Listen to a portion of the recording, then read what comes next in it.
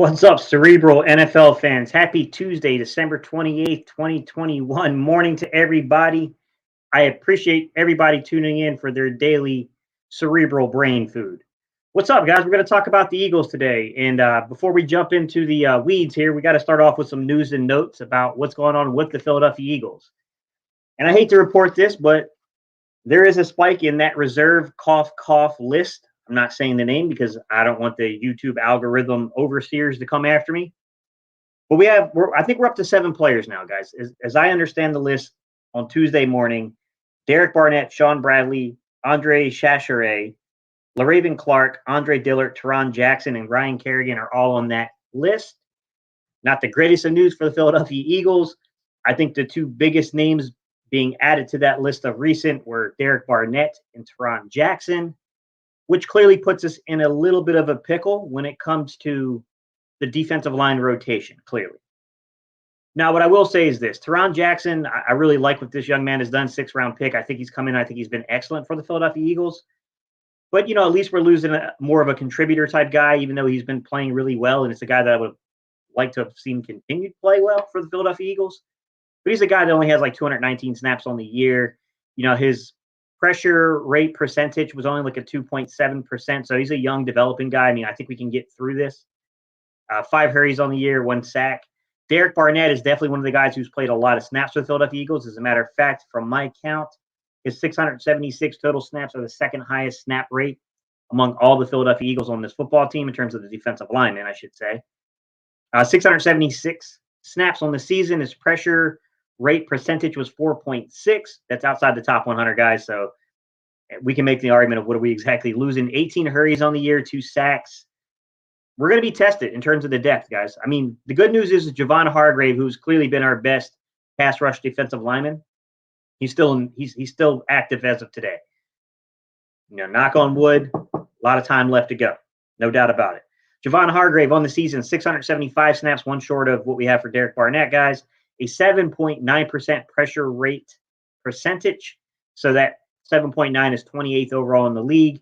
He has 37 hurries on the season, which ranks him 14th in the league. And he's got 8 sacks, which is also a top 50 ranking in terms of interior and also edge rushers. So he's obviously Javon Hargrave's had an excellent season.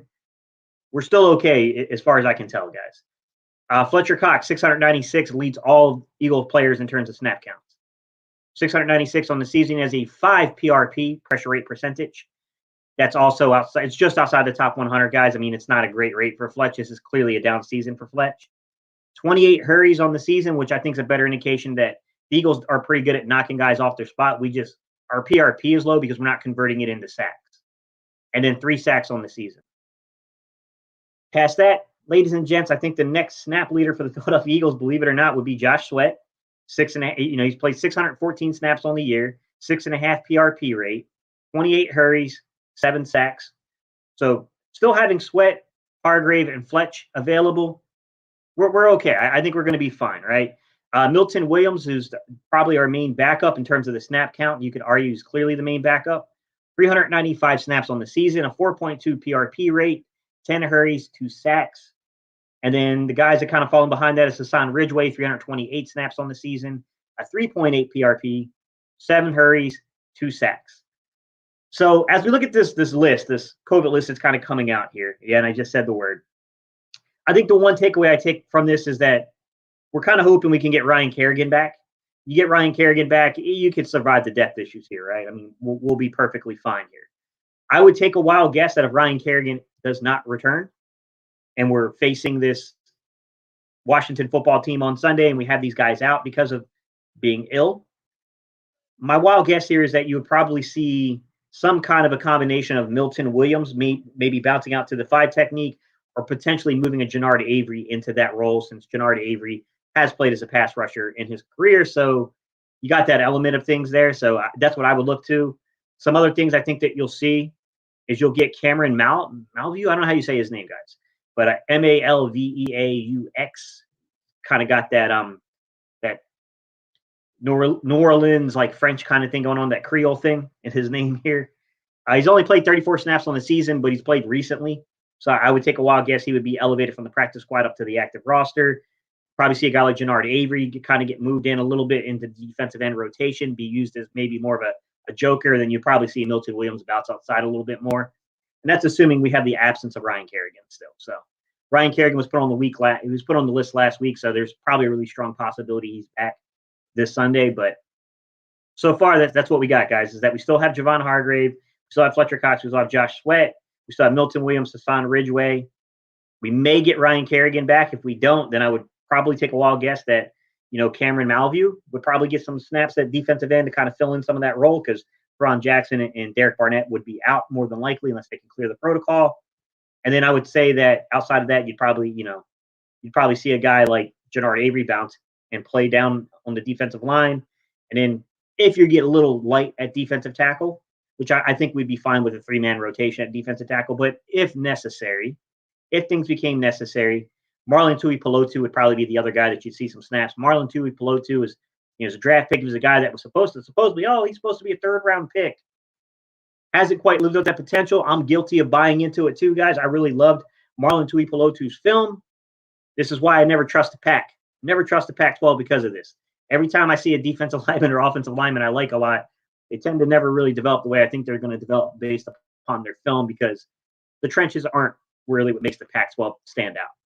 And that's kind of the defensive end rotation right now. Other guys on the practice squad, Matt Leo's on that international tag designation. I highly doubt they would elevate him, because I think he would lose that status the minute they do that. So probably not going to do that. Then you have Marvin Wilson, interior defensive lineman. You have Raekwon Williams, interior defensive lineman. I doubt those guys would be elevated. Like I said, my money, I would bank on Cameron Malview to be the person who gets elevated from the practice squad to the active roster, in my opinion, guys.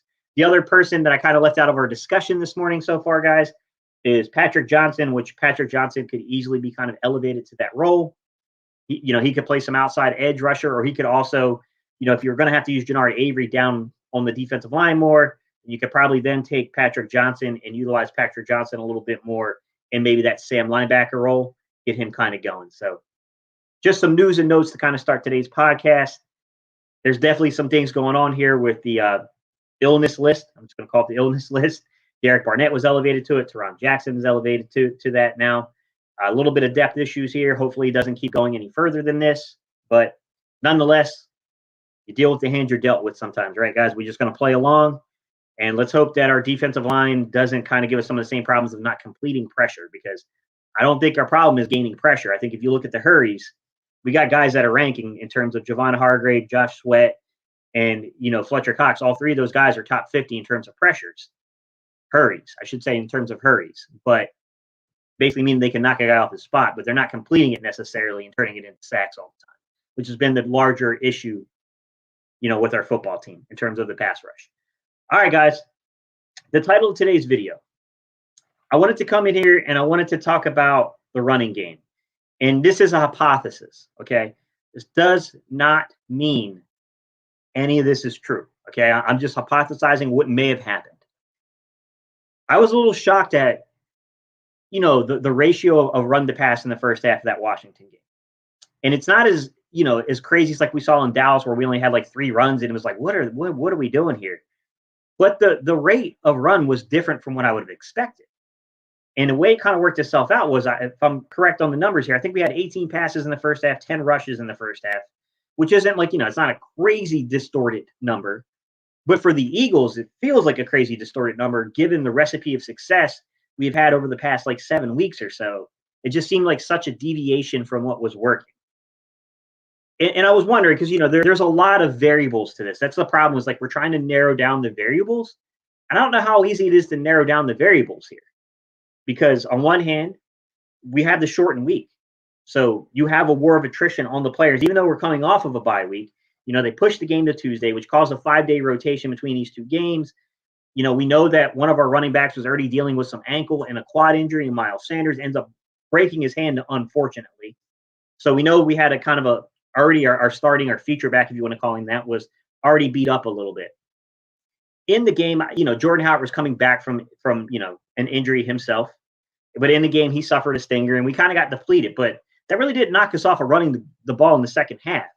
So it's kind of like what when I titled the video, what I was talking about in the video, which is, did Nick Sirianni kind of go away from the run because of a concern with injuries in this shortened week. I'm wondering if there was some kind of a weird approach here where they said, okay, look, we're going to go to the shorter passing game to kind of supplement the run just because we don't want to encourage more injuries along the offensive line. We don't want to encourage more injuries along our running game. We know we have this 2-game stretch to make the playoffs following this game. We feel like we can still beat this team.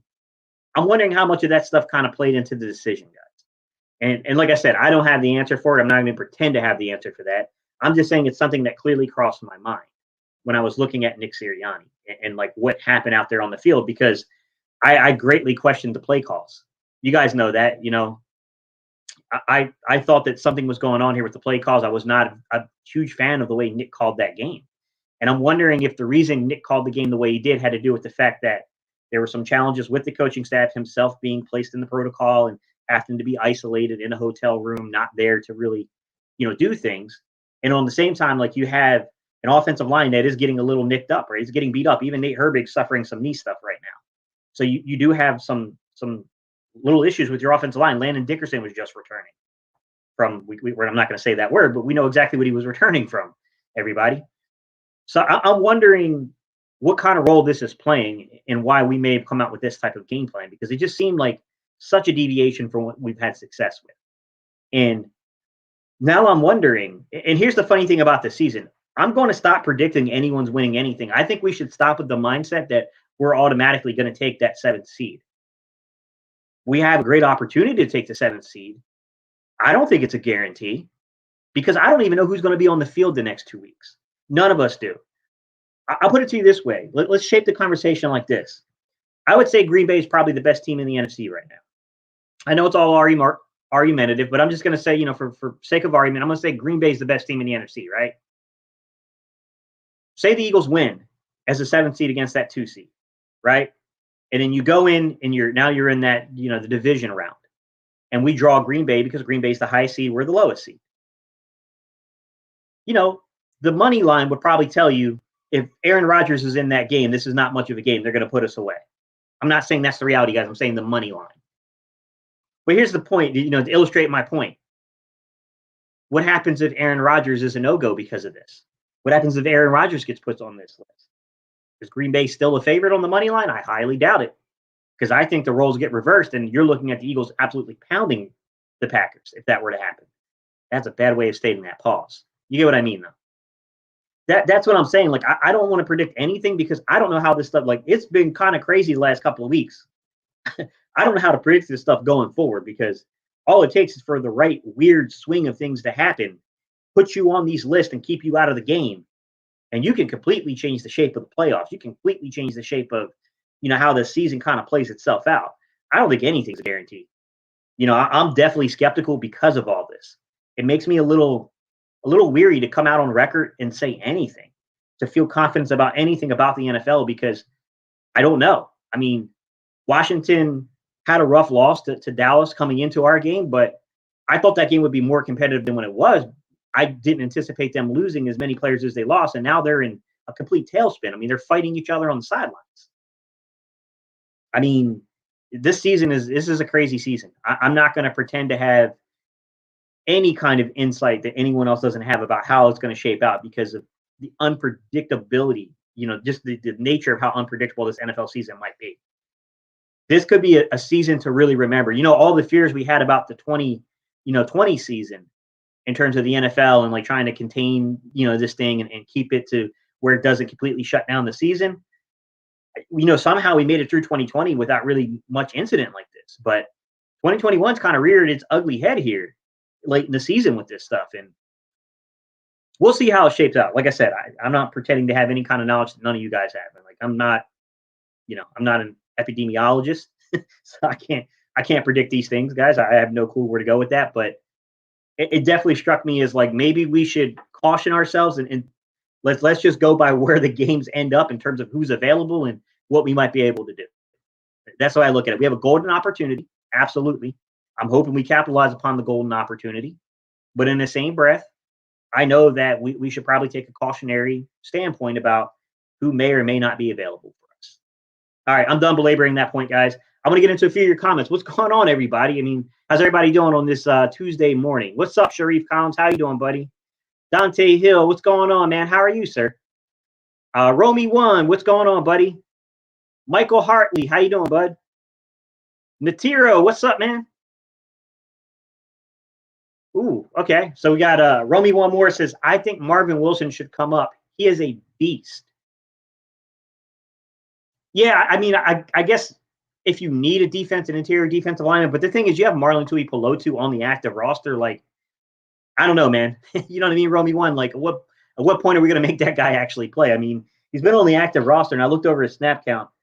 He's logged 29 snaps. That means he's played 29 more snaps than you and I on the season. You know what I mean?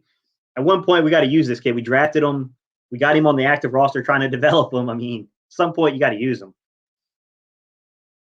What's up, Drew Johnson? How you doing, buddy? He said, okay, Coach Gates, see you going live more often. Dope. Monday through Thursday, every day of the week. Well, not every day of the week. That's contrary to what I just said. Monday through Thursday, every week, guys. I'm going to be going live. I'm going to be doing at least an hour, maybe an hour and a half, 2 hours, depending on the flow of it. Dante Hill says, we need to finish. I agree. Marley Cold Brewer, what's up, buddy? He said, I agree 1,000%. They knew Miles and Jordan weren't 100% healthy. So Sirianni went to the pass first. That's what my hunch is, Marley. I mean, like I said, I don't have any inside information, but that's what it just felt like from like the deviation we took. It felt like they must have known that the running game was going to be mixed up, and they were just trying to get to the longer week to get themselves back centered and thought like, there's no way we're dropping this game to the Giants, especially with who they got at quarterback. What's up, Show Enough? How you doing, buddy? Steichen is to blame. Maybe. I don't know, man. I don't know what happened. It's hard to predict because of the nature of everything that was going on with the shortened week, or a head coach being isolated into a hotel room. Like, I have no clue how much any of that stuff, played a role, but you know how it goes, man. Good question, Dante. That's an excellent question. Do you think the NFL will push the game back in that scenario where it's Aaron Rodgers? Possibly. They might possibly do something like that. I mean, you talk about ticking off fan bases. Push a game back because of one player and see what happens. You know what I mean? Like, I think that they would need a bigger excuse than that. I think it'd have to be more than just, you know what I mean? Like, you'd have to have like 10 or more guys on the list. And then you could probably, it's really only one guy you're concerned about because you want the TV ad revenue and you want all those things coming in, and you need those guys to be out there to get those things. So, you probably need double digits there to justify it, but you got a point, Dante. You certainly got a point. What's up, Drew? Drew said, very true. Drew said, if it hits Rodgers, guarantee they push that game back. I wouldn't want to be the NFL in that situation because there would be some really ticked off fan bases if they do that. I think Boston Scott and Gainwell can step up with their powerful O-line smashing. I hope. I mean, Boston Scott has the ability to be a little bit of a contact bounce back. He could definitely run between the tackles, and he's definitely fast and explosive. I mean, he's got a little wiggle to him. He's quick. That's why you have these guys, right? That's why you're 4 deep at running back. It's for moments like this. My hope is that Jordan Howard will be good to go, and that Stinger's nothing really serious, and he's good to go after having a regular week of time off. But I don't pretend to know the severity of that injury. You know what I mean? Like the last time Jordan Howard had a stinger, it was not very good. What do we do at running back? I think you need to dress 3.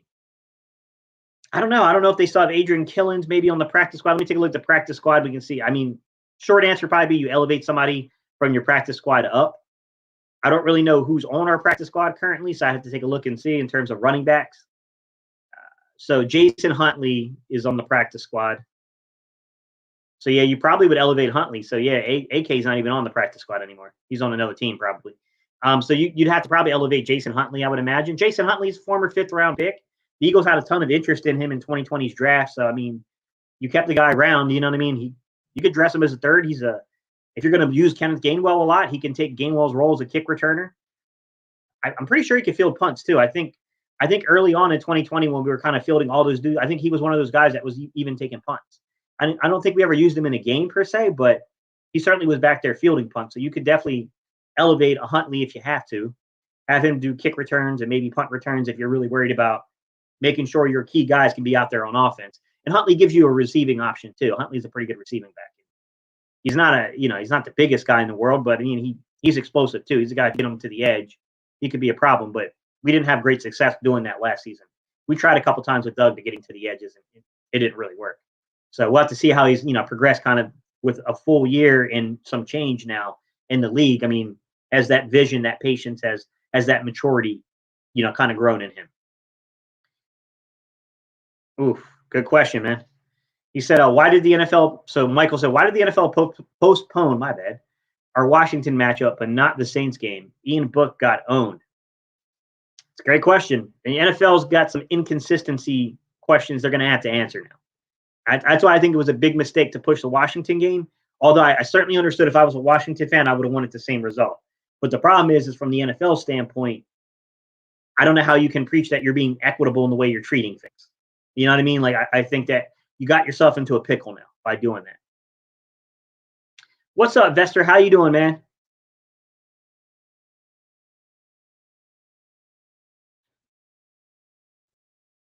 So I feel it was good for 5 teams. Why not the Saints? Got a point, Michael. There's some inconsistencies in what the NFL is doing there. Philly, the podcast. What's good, man? How you doing, Joe? Said call Huntley up. Probably going to have to, man. Probably going to have to. So here goes Drew Johnson. Seconding your motion, Joe. He said, agreed. Castro, Philly, the podcast. Hey, bro, you got a second on it. Chaos the Filthy said, I think we're good at running back with the 3 we have in Howard, Scott, and Gainwell. If Howard's a good go, though, Chaos. You remember, Howard had to leave the game because he had a stinger, and the last time Howard had a stinger, he never returned. So you always have to be a little concerned with that nerve damage to the shoulder. And I don't know the severity of it, Chaos. I don't want to play a doctor. You know what I mean? Like, it's not my forte. But I'm, obviously I would love to have, Jordan Howard available with Boston Scott. Then you can have Gainwell play the, he can play the 2-minute role. He can play the special teams role. He can be a receiving option. He can do those things for you. But we'll see how it works out. I don't know. I don't want to profess anything here. You got Drew said Gainwell is not a power back, but he doesn't shy away from contact and gives a little pop too. Yeah, he's more of a one-cut runner than you would have thought, right? I mean, he gives you more of a one-cut running aspect than is probably would have been the general consensus coming into this. I thought of him more as kind of an elusive type guy. So I mean, he's proven to be quite effective on the goal line, actually running. Drew Johnson said, even if Howard dresses, I agree to bring up Huntley. Depends on how you're viewing it from, like I said, like a special teams role, things like that. I guess one way you can look at it, too, is that 2 guys I kind of glossed over, and I don't mean to diminish their importance to the team because I do think special teams is very important, the third phase of the game. But Sean Bradley and Andre Chachere being on this list doesn't help things because those are 2 of our better special teams players. So, looking at Huntley and saying that guy can give you some special teams, utilization as well, I could certainly understand that perspective.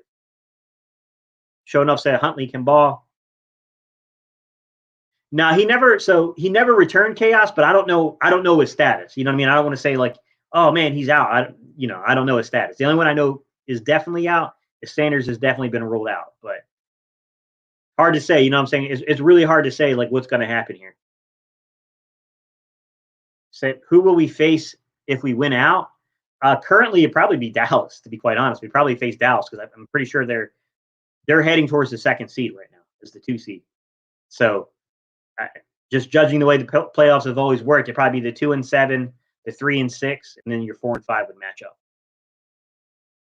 So we'd probably have Dallas, which would be ironic in back-to-back weeks, and it's happened before, if you guys remember. I think it was like the Vic year. It was one of the Vic years, or maybe it was one of the last McNabb years. We ended up going back-to-back on Dallas for some reason. Some numbers I want to talk about in the running game. I want to talk about Miles Sanders a little bit, all right, while we kind of have a chance to talk here, guys.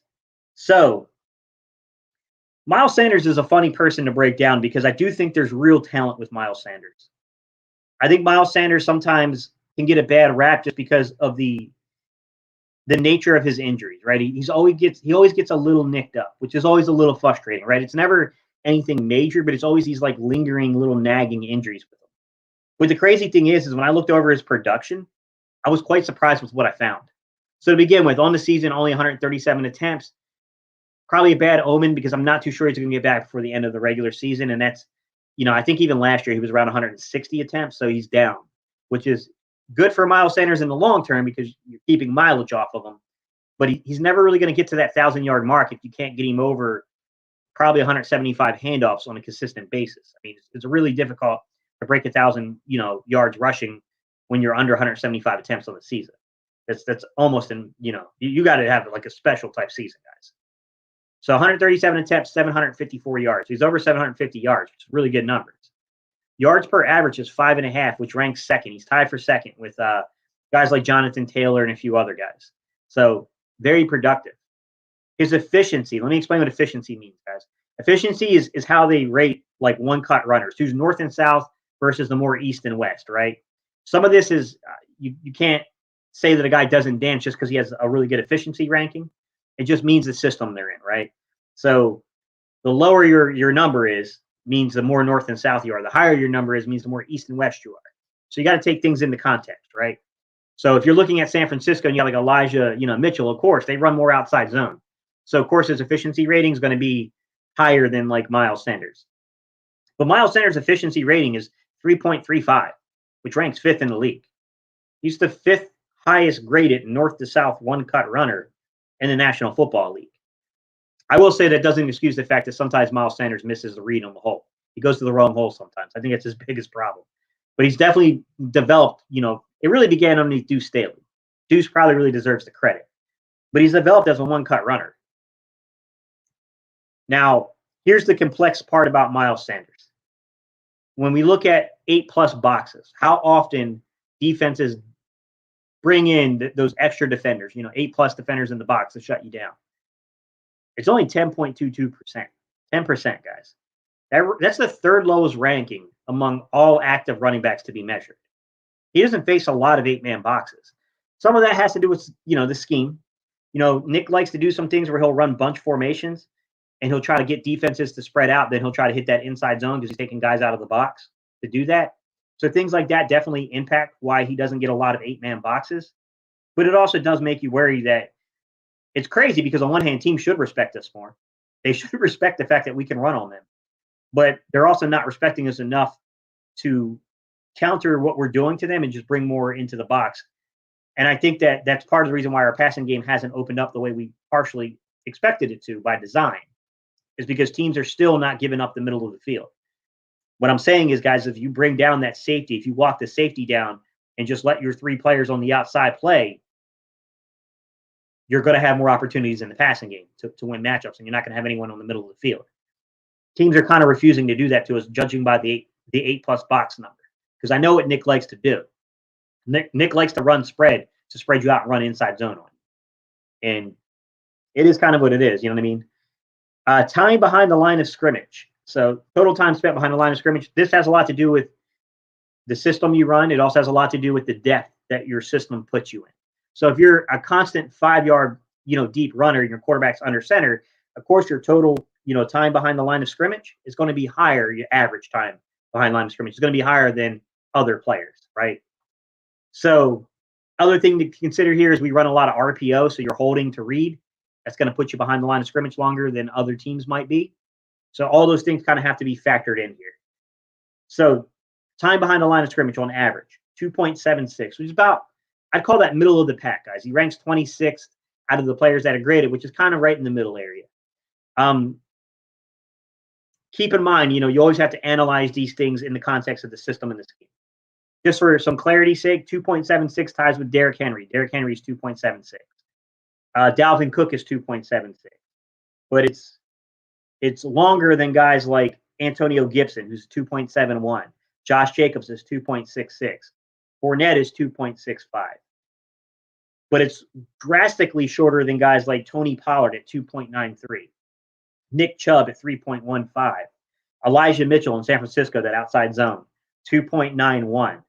And it's kind of right on par with what you see on Indianapolis, right? I mean, you take a look at Jonathan Taylor, it's 2.77. Miles Sanders, time, average time behind the line of scrimmage is 2.76. Looking at greater production numbers. 10+ yards, so runs over 10 yards. Although he's only had 137 attempts on the season. And everybody that's ahead of him that I'm about to tell you has had far more running attempts than him. He ranks 10th with 20. Miles Sanders has got that shake, man. He can be explosive. When we look at breakaway plays, from the running back position, they consider anything over 15 yards to be a breakaway. Once again, 137 attempts. Everybody that's going to be in front of him has far more attempts to get those numbers. He ranked 6th. He's just outside the top 5 with 11 breakaway plays of 15 plus.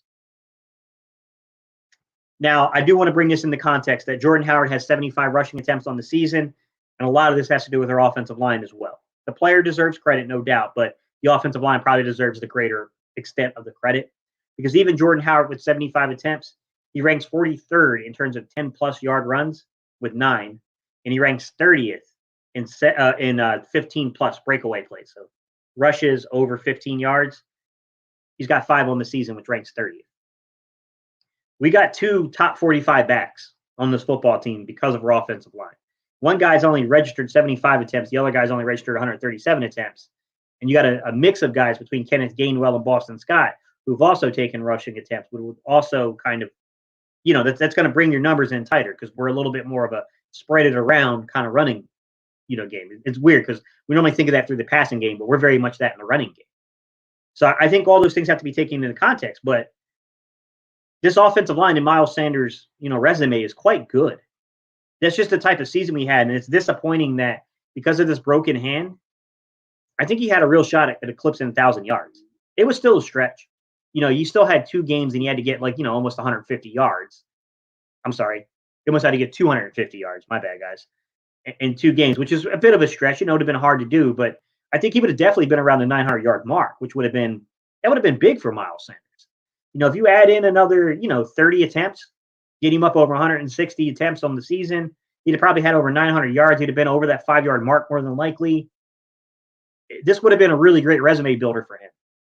It's unfortunate that the hand might potentially stop his regular season.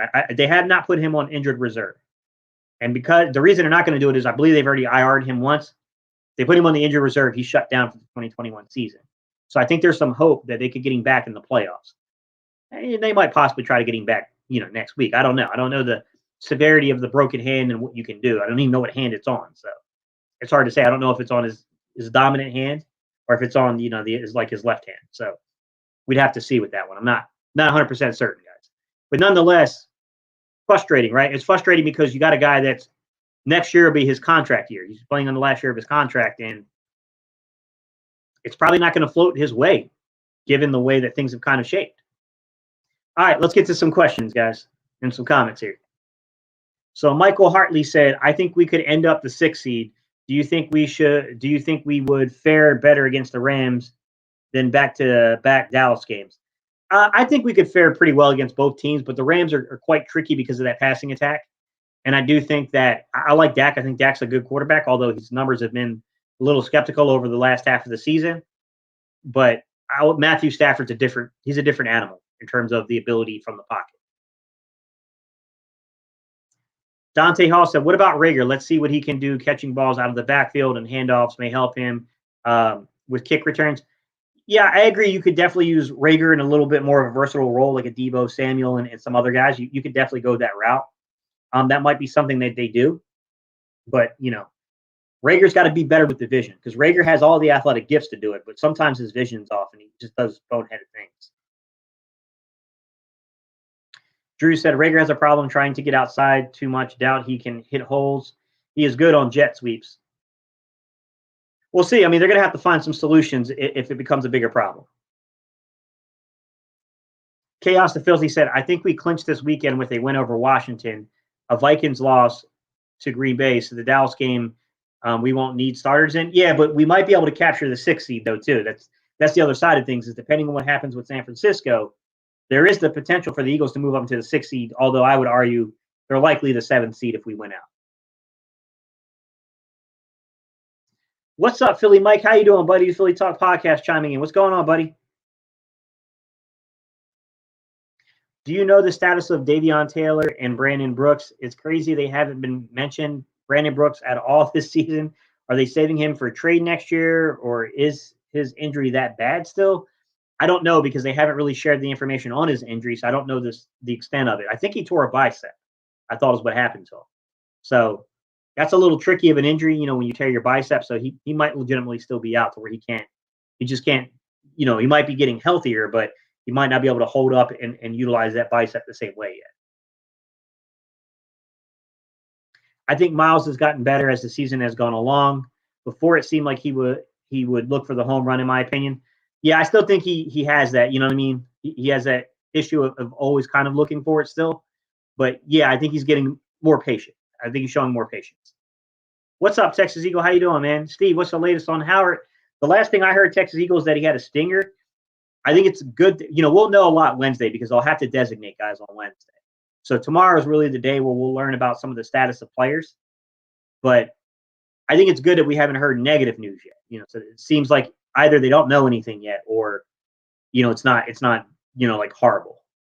I'm hoping that this is not, it's just a little stinger. He's going to be perfectly fine.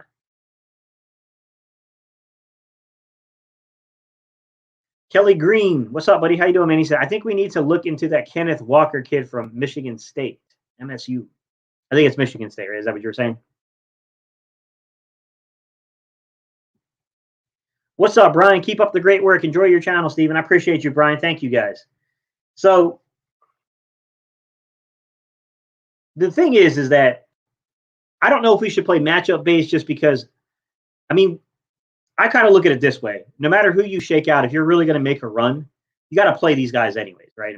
You can hope a team knocks out a team that would be a better matchup against you. We can hope that a team like, I don't know, we can go crazy and hope that a team like, the Rams get knocked out because they're just not a great matchup for us. Cooper Kupp against our secondary, we had to clearly put Darius Slay on him and lock him up. And then we got to hope that, a guy like Steven Nelson can keep up with the foot speed of the other guys on that roster. But the thing is like, at some point you got to beat these guys anyway. So I guess the matchup thing, what good does it do you to get deeper and deeper into the playoffs if you're not that caliber team? You know what I mean? Like just getting any kind of game experience for this team. If you win one, that's cool. But, it's going to affect your draft status. It's going to push you back further in the draft.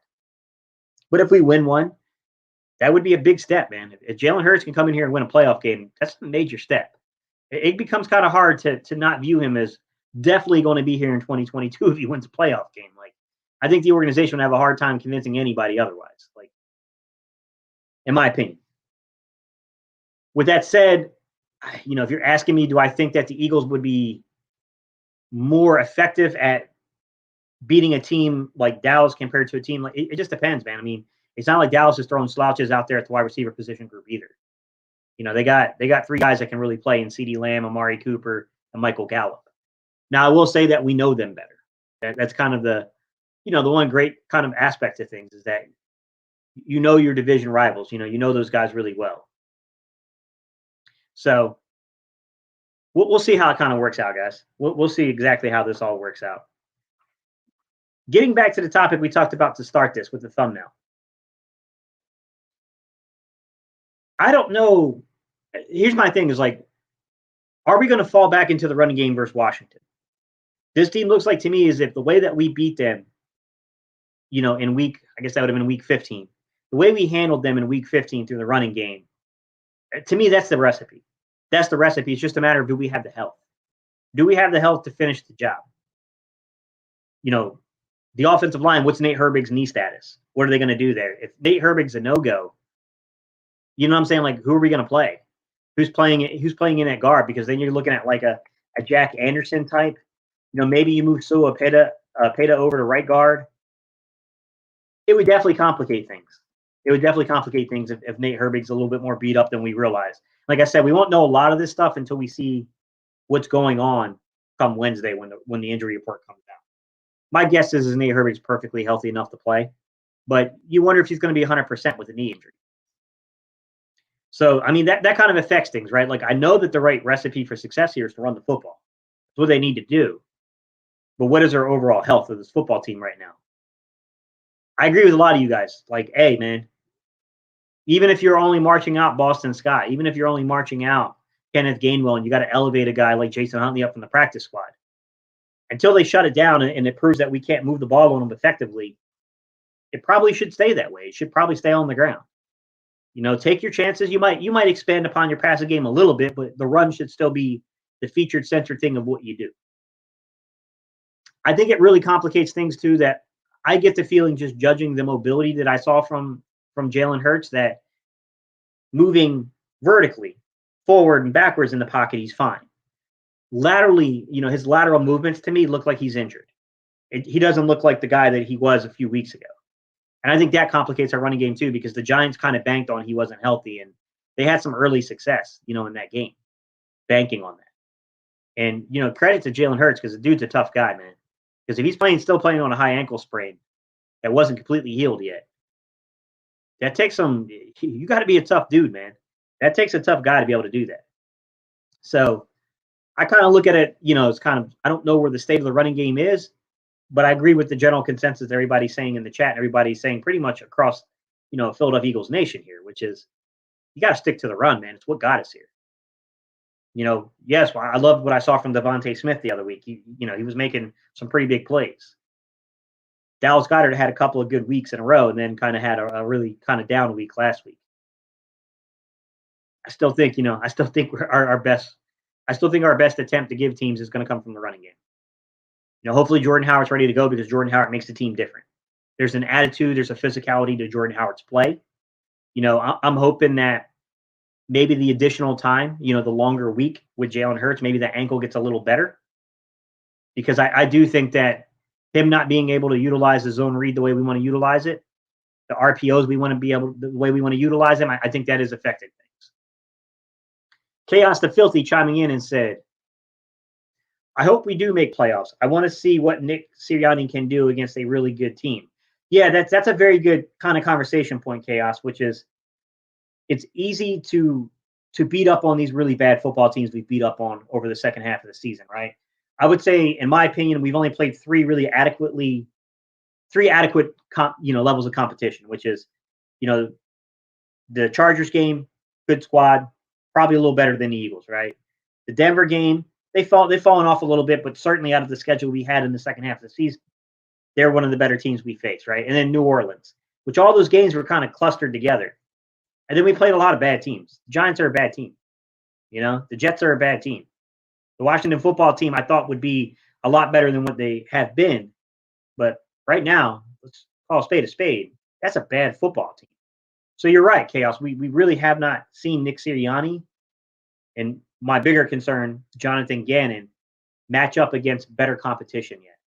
And I do think there's something to that. And there is a cautionary tale to, maybe don't believe the full nature of the hype yet until we prove it against better competition. Until we beat somebody where we go, you know what? They can say what they want to. That team was way far ahead of us at the beginning of the year. They have probably a better overall roster, but we have the right key players in the right key positions, and we have the right coaching staff, and we took them out. I think that changes the conversation. I agree with you completely, Chaos. If you can get into the playoffs and you can knock out any of these playoff teams, doesn't matter who it is, it's going to mean something. That means that there's certainly something brewing here special in the city in terms of the coaching staff and certain key figures on the team. Now, I will say, like I was saying, Chaos, I'm very much, I don't know what to expect from the defense when the quarterbacks change. That's the main problem I have, is like, the defense has been playing really good for the most part down the second half, second stretch of the season, minus that Chargers game. They couldn't get us the ball back. I know that they kept them under 30 points and everything, but not being able to get the ball back, that's a big problem in my opinion. Like, the offense needed the ball back to win that game. Our defense, we couldn't trust to get it back. That was a bit of a problem, but they were dominant against Denver. They played a very limited New Orleans Saints team. I'm going to be honest, who they had at quarterback and Simeon, like it was, come on, man. That's not the greatest quarterback that we faced. Let's just be honest. You know what I mean? We caught a really lucky break with Washington. We're going to get to see their supposed starter this upcoming week. Daniel Jones didn't really produce against us. He's not a great quarterback. They won the football game, but I mean, it wasn't because of their offense.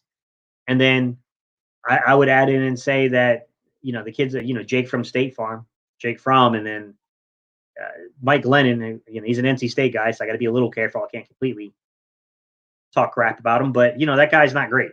We have not played a lot of great quarterbacks. The Jets were probably the next best of the offenses we played, which is weird because they haven't produced, but I think the talent level was there with the Jets. I just think that Zach Wilson and those guys, their quarterback he's not seeing the field well enough yet. and that's really their struggle. But they got some pieces offensively, the Jets do, to make life hard on a defense, and that's probably the next best offense I think we've played. And we'll see how that works out, guys. I mean, because we might not get Dallas's best shot either. That's the thing is, going into, Dallas has already clinched the 2 seed. The only reason that they might try to play guys is they might try to say, we feel like we got a better success rate knocking Philly out right here and right now and playing, the Vikings than the vice versa. Losing to Philly, then have to turn right back around and play them again. And, that run game, we feel like if you can make a stand against the run game now's the time to do it. That would be the only reason they would play anybody. And I'm not too sure. I don't know which way they're going to go with it. My guess is they're going to just try to rest their starters. And they're just going to let the chips fall where they fall. That's what most organizations do. But this is a rivalry. This is your, division rival. So, they might approach that differently. That's kind of like the cautionary tale to this all, is that there could be a much different approach here in that last game of the season. So we'll have to see kind of how they play it out.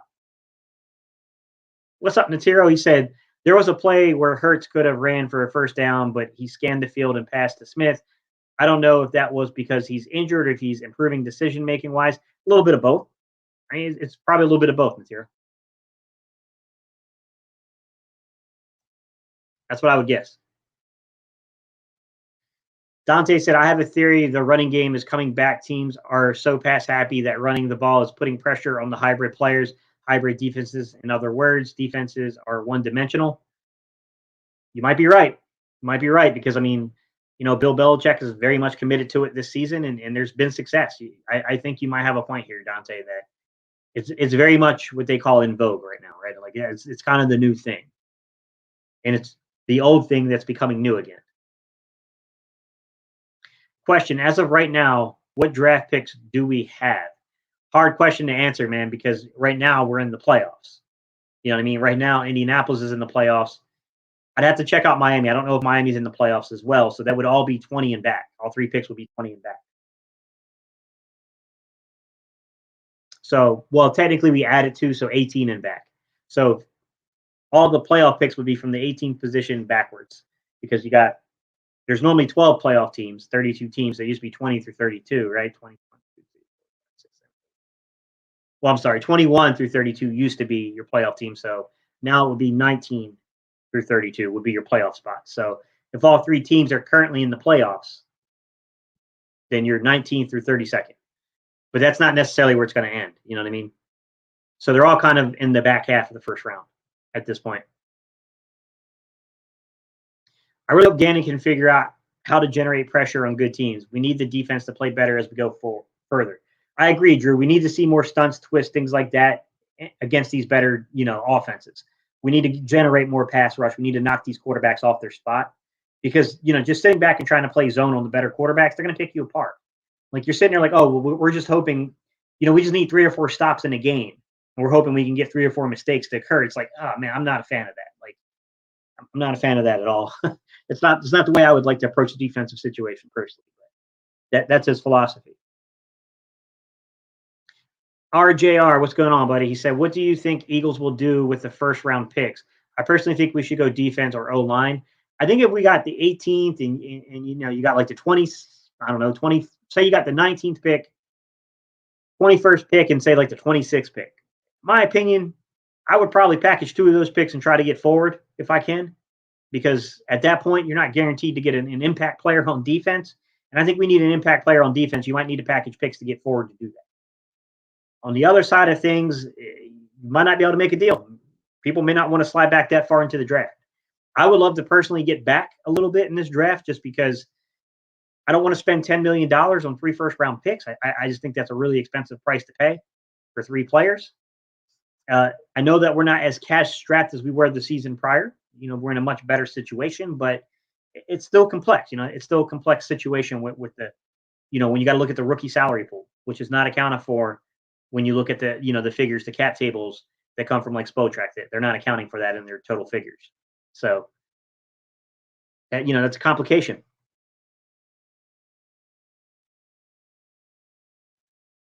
So Michael Hartley said, with all of our first rounders dropping to the 20s, as far as pick number, does our draft strategy change?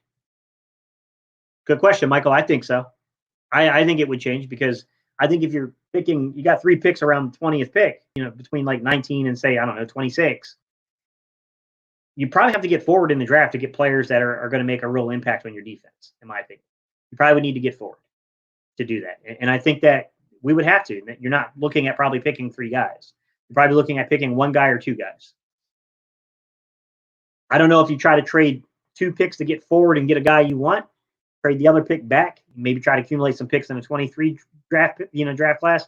I don't know if anyone's going to really want to jump up and take one of those picks. You probably have to sell somebody on one of the quarterbacks.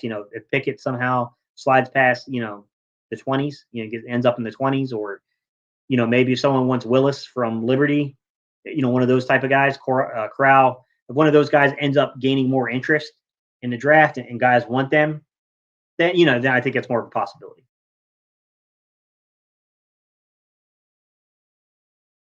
The gambling hippie said, I think Dallas will win this week and have something to play for. If they tie Green Bay, they own the tiebreaker. From what I have heard, Cards haven't looked good enough to beat Dallas recently. Yeah, but the NFL is very much a week-to-week league, gambling hippie. That's one thing I'll say is I agree with your overall point that Dallas looks to be a better team right now than Arizona. But it's a week-to-week league, man. And a team could just wake up all of a sudden on you. How unfortunate for Miami to go on a 7-game win streak. Yeah, I agree, Tyson. It's quite frustrating as an Eagle fan. You know what I mean? Like, not what I wanted. You know what I mean? Like, for them to start winning football games, because it definitely changes our pick. Natiro says he thinks these picks will be traded for 2023 first, if teams are willing to do that. I think most teams are kind of feel like the scouting departments on most teams kind of feel the 2023 draft class is a lot better than 2022. So guys might be a little bit more guarded. GMs might be more guarded with those picks. So we might not have, you know what I mean? Michael said, good point about running game being an asset in pass first leagues. Yeah, I agree. 100%.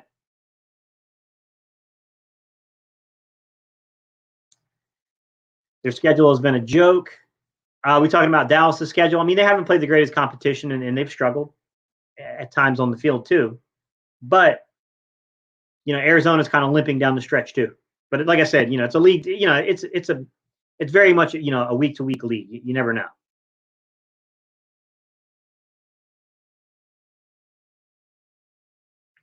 So you got Dante Hill comes in and says, we have the currently with Miami in the 7th seed, we have the 19th, 20, and 23rd picks. I'm using all the picks, still need talent throughout the defense at all levels. Right. But I mean, where are you going to, you know what I'm saying? Like it's about who's available. And the talent you're going to acquire that you're banking on is going to cost you over $10 million in cap space. That's the thing. Like my honest assessment here, Dante, is that they're probably not going to make all 3 picks. They'll probably trade back, maybe into the 2nd round for, some stuff here and there, like, because I don't think that they're going to value some of these guys at the position that they're in. If they do pick, I would assume if they take all 3 picks, you're probably not picking 3 defensive players, in my opinion. You're probably picking 1 to 2 defensive players, and I would look out for if there's a boundary side split end receiver or just a receiver that can truly gain separation. It doesn't have to necessarily be a split end, but a guy that can really separate. They'll probably make that pick. If there's an offensive lineman they love, guard, center wise, they might make the picks. If they pick all 3, I doubt it's going to be defense at 19, 20, and 23.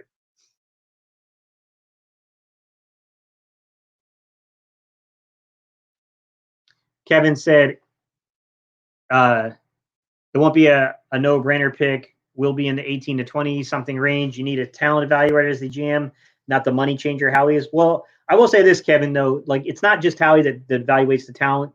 He has the ultimate decision over what pick is made, but the boards are set up through a committee, right? And, Tom Donahue plays a pretty large role in how we set our board. He's really more so the talent evaluator than you have other guys inside the scouting department that play a role. So it's not just Howie. When Howie starts going rogue on you, then you have situations. But I mean, to be fair, he did a pretty good job in this past draft. BLSG, I'm doing good, buddy. I got you, Natira. No problem, man. King James III says, do you think Jalen Hurts has shown enough improvement with passing game to anchor quarterback spot with further development? It's a great question, King James. I think you have to rate it in terms of what's available, right? Could you upgrade over Jalen Hurts? Absolutely. Here's the problem. When you say upgrade, what are you talking about and how much are you giving up to upgrade? Because I think Jalen Hurts has shown enough to at least make you give him one more year, to see if anything is there and see if he develops more and more from the pocket. My thing is, of course, Russell Wilson's going to be better than Jalen Hurts. Of course, Aaron Rodgers is going to be better than Jalen Hurts. Of course, if Deshaun Watson clears all his legal hurdles, he's going to be better than Jalen Hurts in terms of the pocket, playing from the pocket. With that said, 3 first-round picks, or just the level of compensation you have to give up, it kind of forsakes the rest of your roster. And I don't think that Jalen Hurts is that bad of a player where you need to forsake the rest of your roster just for that position group, if that makes sense. Like, that's very much the old school way of thinking. Like, if you don't have a Super Bowl, if you don't have a top 12 quarterback, you can't win a Super Bowl. It's very much in that kind of realm of perspective of things, and I don't think it's necessarily true.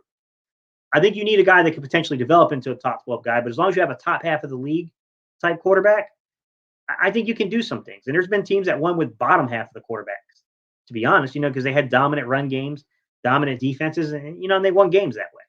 So, I mean, it's really on the perspective of how you want to build it. Jalen Hurts has made subtle improvements in the pocket. I'm not going to say that he's nuanced yet. He's still there's some issues he's having with reading, when he should be alert. He's not seeing things, and that's a pre-snap thing when it comes to alerts. We're going to get into that topic probably either tomorrow or sometime this week. I'm going to go over alerts, and I'm going to explain what that is and what that means and what he's missing. He gave a really great, explanation of what happened in the end zone with Dallas Goedert. But I'm also not fooled by what he said because I know the position. He was supposed to read the alert on Dallas Goedert, and he missed it. Now, he gave you, the reason why he missed the alert is very simple, King James. He missed the alert because he's expecting them. They're running cover 7. He's expecting Meg on the weak side, right? So he's expecting there to be a man. Meg means man coverage in cover 7. But instead, they gave him cone. And he kind of talked about that cone because what they ended up doing is on the receiver, they ran, the corner on outside leverage, safety on inside leverage, which opened up the corner of the end zone. So he missed the alert. He was expecting it to be Meg. It was cone. So he missed it, is what happened. Now, I'll tell you this.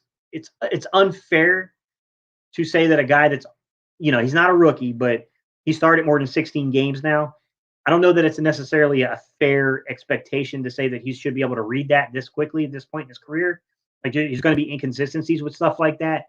But I'm also not fooled that a guy like Aaron Rodgers knows that. He's going to see that pre-snap. He's going to know that, okay, depending on the leverage this guy plays, they're probably not in Meg. That's probably cone. And he's going to at least watch it for a second before he goes to the cone read. So, I mean, kind of, or until he goes to the Meg read. I'm sorry, I've said that vice versa. Until he went to the Meg read, he would have held it for a split second longer just to see if it was cone or Meg. So, I mean, it's things like that. You know what I mean? Like, it's not like you take Zach Wilson, you take any of these other quarterbacks that were drafted, they might not read that. The only guy that I would say I have confidence in, I'd say 2 guys might have the potential to read that. Joe Burrow might potentially read it, and I don't think that's a guarantee. And then the young man from the Chargers, Justin Herbert. Justin Herbert probably is nuanced enough to read that. But those are like the only 2 young guys I would have confidence in saying are going to read that in that situation. So, I mean, it's about managing the expectations here and like what that means, in my opinion. Like, and I thought Jalen was very open and honest about what happened. I don't think he tried to hide it. I think he said exactly what happened. Like, they were in cover 7. I was expecting, there to be a Meg coverage down there, but they coned on me. And it caused, my read from a cone is to go here with the football. And they threw a monkey wrench at me. They threw a curveball, and we missed Goddard. That's something we got to get better at, basically. RJR said Miami went on a 7-game losing streak to a 7-game win streak. Good for them. I hope Jalen gets another year in this offense. I'm thinking it's trending that way, RGR, but I don't know. Like, this front office, you just can't make some certain predictions. You know what I mean? You never really know. DeAndre Richardson, what's up, buddy? Does it really make a difference if Howie's making the picks? I think it does.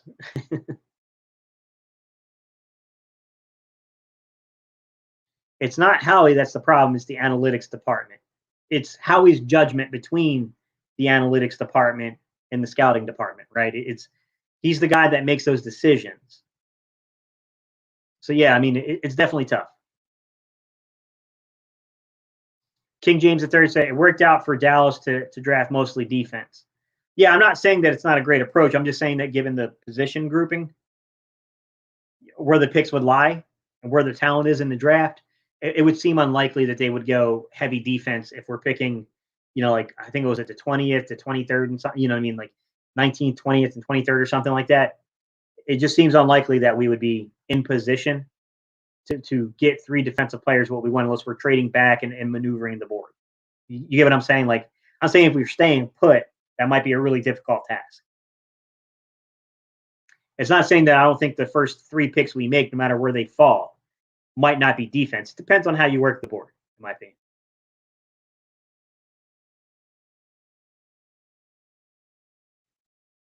We'll see that's both sides of it, Kevin, right? We were just talking about the analytics department, but the analytics department didn't pick Rager over Jefferson.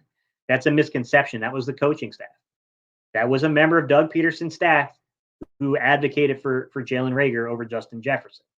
The predominant thought was that Justin Jefferson would be a slot receiver.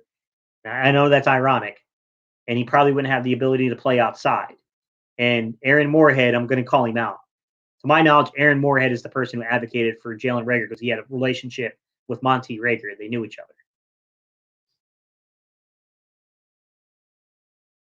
other. Philly Fan D said, if we play Dallas, controlling the clock is a must, so we need to use our strengths. Goddard does concern me with short passes to move the chains. Dak and the offense is phenomenal at home. Yeah, you're right. I'm not going to take away from Dallas. Even though they played bad competition like we have, that offense is potent when it gets going. Linderbaum or a wide out with one of our first 2 picks and 2 defensive if they draft all 3 picks. Yeah, I could see that gambling hippie. I mean, Linderbaum that'd be a really good pick.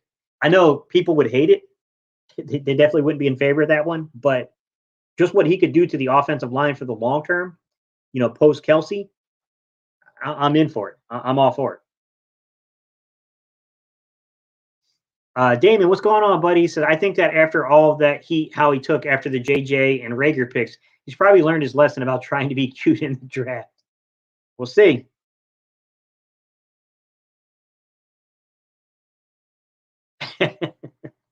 DeAndre said Gates throwing shots at Johnson and Dilford. It's true. I know what you meant. I know what you meant, DeAndre. It's all good.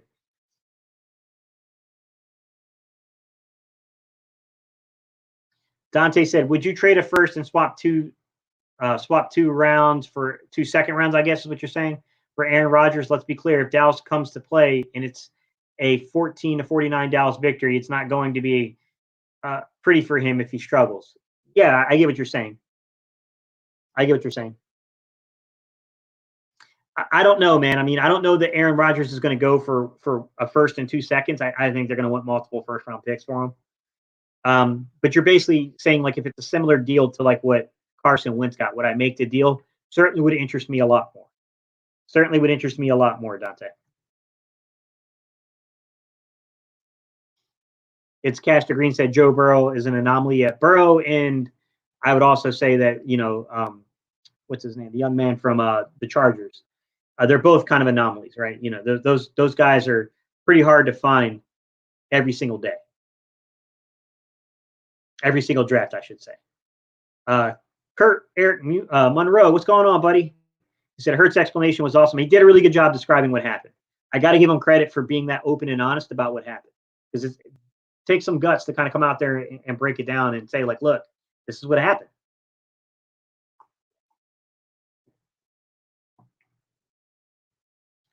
It's Casper Green said, I thought Hurts was declaring that he won't make that mistake again. Yeah, you're right. That's the vibe I got too, Castor Green. That fool me once, shame on you. Fool me twice, shame on me. That's kind of the vibe I got too. Analytics can be convincing. Can be hell of a convincing. Yeah, I agree. I'm an analytics guy myself, man, but I also got some time spent in scouting and coaching, so they have to go hand in hand, man. Like it's hard. Like it's easy to crap on Howie, but I'll be honest with you, his job's really tough. Deciding between when there's a difference of opinion between your analytics department and your coaches and the scouts, that's a tough job. That's a tough job. And Howie's not like a football guy. So he's he's trusting his gut instinct on who might be right. You know what I mean? Like, and it doesn't always work out. Sometimes he's really wrong. I do think that JJ Arcega-Whiteside was a nice blend where you can't blame either. You know, there was some analytics to his game. There was also some things that have to do with the scouting and the film, and to say that he would be a match for the coaching staff. He was supposed to be the next Alshon, if you remember. What's up, T. Rick? You played quarterback in high school and college? No, sir. I never played quarterback in college. I was never that type of athlete, T. Rick, to be quite honest. High school, yes. Most of my experience from playing this comes from coaching and running camps, man. I've got over 10 years of coaching and running camps. And then I spent a couple of years at the FCS level as a scout, the regional scout. Natiro said Jefferson would be misused like Smith here. Possibly, but you'd still get production. You know what I mean? Jefferson's just a better player.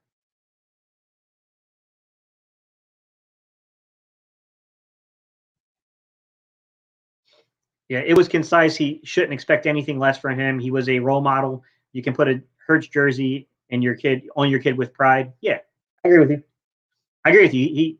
He owned up to it, right? It's Cash to Green. He owned up to what happened. Tyzon Harris said JJ's college tape was great though. Yeah, it was. I mean, there were some things though. There were some elements to it that maybe you could have had some concern that he wasn't necessarily gaining separation on his college film, and he did tend to beat up on smaller corners in college. But I thought if you went back and you looked at some of his games, like against Notre Dame, I think he was playing the Pride. He was playing one of the. There was definitely one of the Notre Dame corners that made it into the league where he had a pretty good film against them. I mean, a little back and forth. You know, some reps won, some reps lost, but there's definitely some finer details that probably could have been assessed differently. But I agree, you probably wouldn't have known he was going to be this bad judging his college film. How he ain't learned no lesson. He's gonna say we're still in the playoff. What's up, Anthony? How you doing, buddy?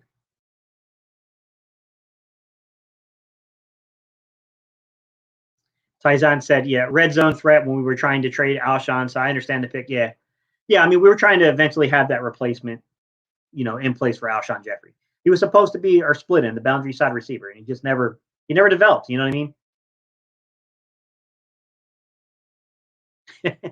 Pastor said, you ain't even lying, Left. I could still see how he's taking credit for this season. Yeah, exactly. Yeah. That's what I feel like he would probably do. Like, oh yeah, hiring Nick Sirianni and the 2021 draft class and how it contributed. I could see him trying to spin it in the most positive light on himself, of course.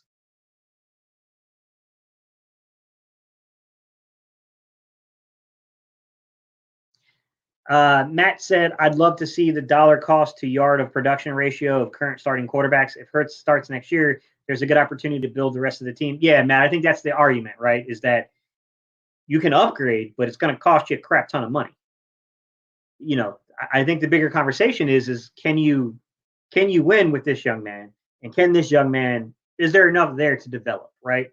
Because, I mean, you could take this argument to crazy extremes, right? Like go back to Brady's third year after he won a Super Bowl.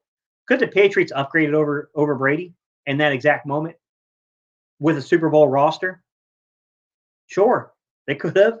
It would have been the wrong move, but there were definitely better quarterbacks than Tom Brady in his third year. You know what I mean? Like, even though he already had a ring, he was on a rookie deal. It's not cost you anything. It just helped you win a Super Bowl. You know what I mean? Like, obviously, Jalen Hurts hasn't helped us win a Super Bowl yet. I'm not saying it's an apples to apples comparison. I'm taking it to an extreme to say, like, there is a cost evaluation perspective that should be weighed on it, right? In terms of saying you're going to upgrade a position. So it's Cash Green said, I'm not as big on Herbert. He's just okay to me. I think Herbert's really good, man. I think Herbert was the guy that everyone missed on.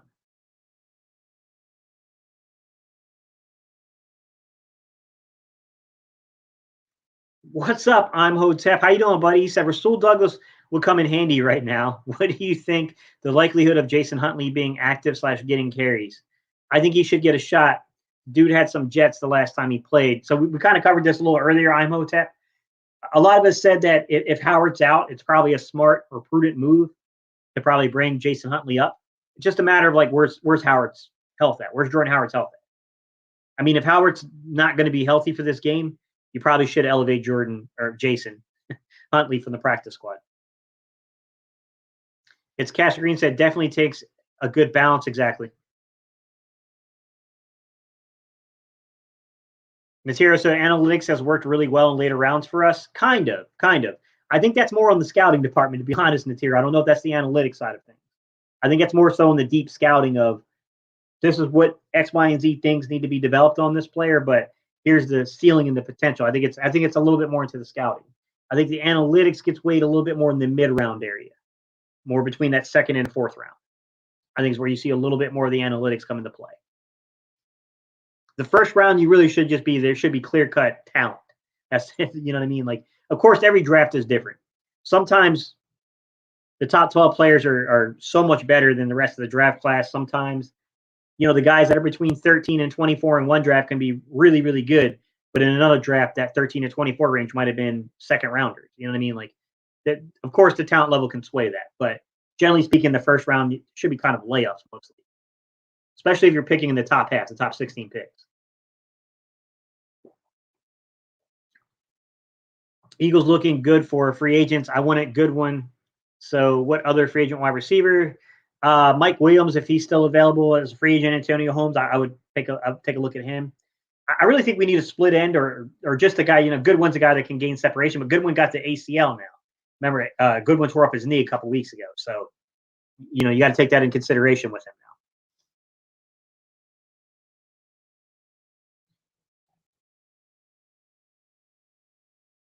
Sorry, guys, one of my phones was just kind of going crazy on me here. All right.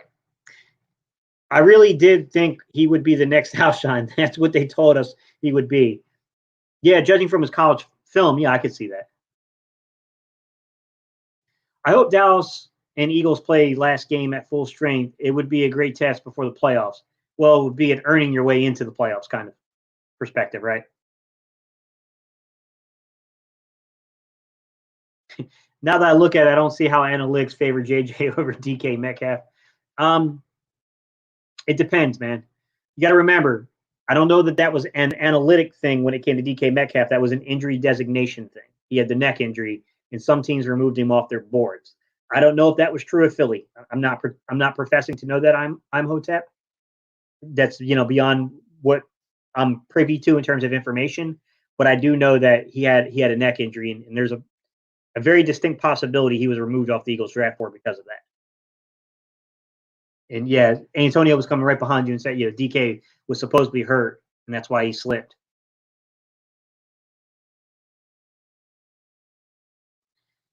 Mad Hatter said, saw Tua last night. He is having a hard time reading defenses and will go to his first read most of the time and never goes long. I think Hurts is way ahead of him. I haven't really looked over their films like that to say who's ahead of each other, Mad Hatter, but I don't think that Tua has progressed the way that people thought. I mean, the guy was a top 5 pick. You know what I mean? DK Metcalf fit our Super Bowl culture to the T. The problem is management was trying to get away from that culture without us knowing it. JJ certainly fits the culture they want. Shut up and play. Possibly. I also think it had a lot to do with the injury, though.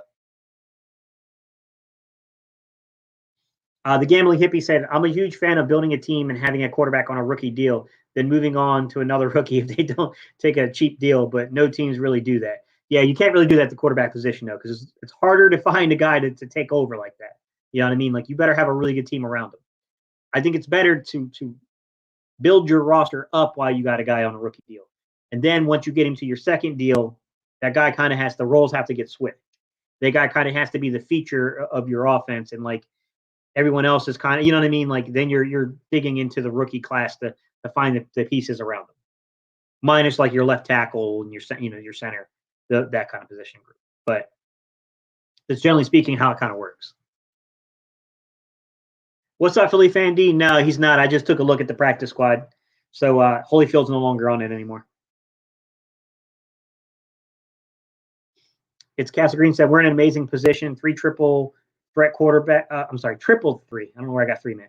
Triple threat quarterback rookie deal with 3 first-round picks. Oh, and Pro Football Focus had us as the number 9 roster in the league. Yeah, I mean, that's pretty good. I mean, I will be concerned, though, about defensively. It's Castle Green about the age and the contracts. Because right now, I could see us being, I don't know if I'd say we're top 10 in terms of the roster, but certainly top half of the league, I think, has been proven true. We'll have to see. We'll kind of see how that works out. You know what I mean? Like, I'm a little worried about how we might have to shape things and what might happen to this roster post this season. We're going to definitely need some draft picks to hit. And analytics really only work in the back end of the draft. You got to put everything to the side and pick DK Metcalf over anybody. Yeah, I think they removed him more so because of the injury designation. Mulata and Dickerson on the left. Yeah, it's amazing. Yeah, imagine if you added like Linderbaum in the future. You got Kelsey now with that, which makes such an amazing line there. Imagine if you add Linderbaum and then you got, Dickerson as your left guard and you got Mulata as your left tackle. Like, you got Dickerson as your right guard if you can stay healthy. That would be a big help. And then Lane as your right tackle. Like, man, that line would be something crazy, man. Caster said it was rumored a lot of teams didn't like DK's attitude. Maybe, they sometimes teams get a little funny with that stuff, no doubt about it. I think Hurts is ahead of Mac Jones. Yeah, I mean, I haven't really studied film on those guys to say who's ahead of anyone. You know what I mean? Like, if I say something like that, I need to see the type of system they're running and what the reads and the progressions are they're asking the quarterback to do and how they're executing it. So it's hard to say.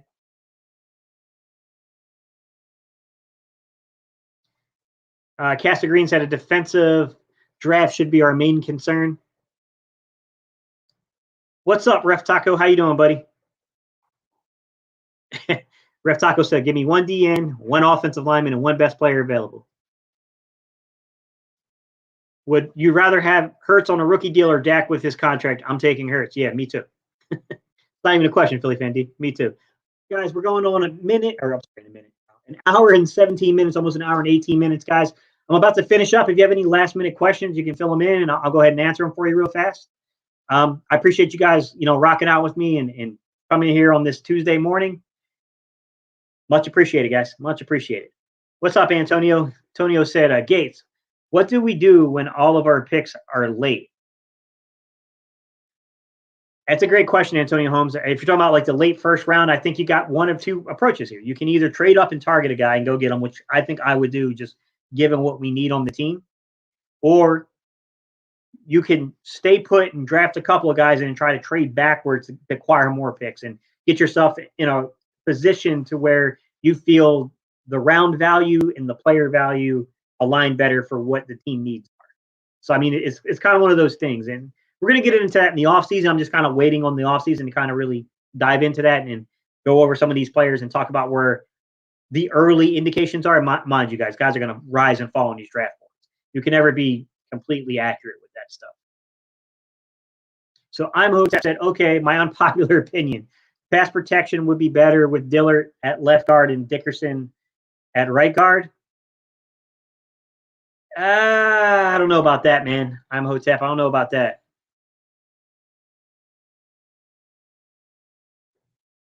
Dickerson didn't really play that well at right guard. That's the thing. I mean, he wasn't horrible, but he's been certainly better at left guard.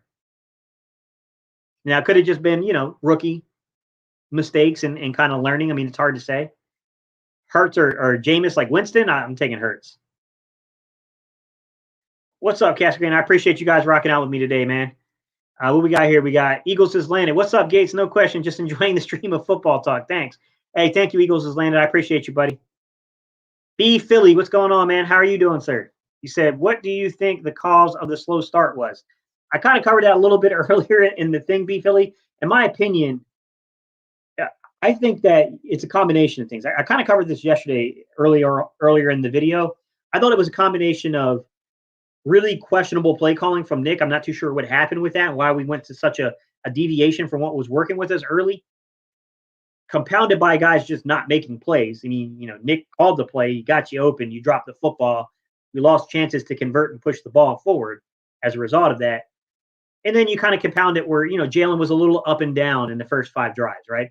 Threw a couple of dimes out there. The throw out to Rager on the sideline, absolute dime, right? I mean, he definitely threw a couple of dimes out there, but he also threw some questionable passes. He tried to force one down around the goal line to Devontae that was a bad pass. He tried to throw one that was out there to Dallas Goedert on the first possession. It was a really bad decision. So, I mean, I think it was a compounding problem. Like I said, I sent out a tweet and I said, this is more than one player or one coach. This is a team failure offensively. Like, this isn't a one player thing that's happening here. But ultimately, I think Nick and them need to do a better job of putting guys in situations early in games to be successful. I think that's really what's going on here. Last minute question. I exchanged my Quest jersey for a Hurts jersey. Did I make a good choice? Hey, brother, whatever makes you happy, man. How do you feel about TJ Edwards long term? I don't know if he's a long term answer in terms of a Mike. I like him in the current moment. I think that's a guy that gives you a lot of flexibility. I'm a big TJ Edwards fan. He's kind of converted me, K-Sledge. I wasn't huge on him coming out of college when we signed him as an undrafted rookie free agent, but he's kind of converted me into a big fan of his.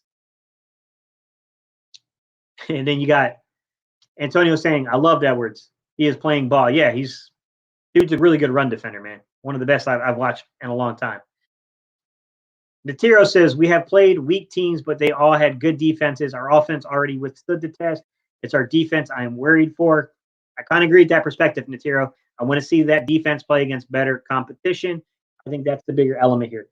All right, guys. I appreciate y'all so much, guys. This was a great live stream.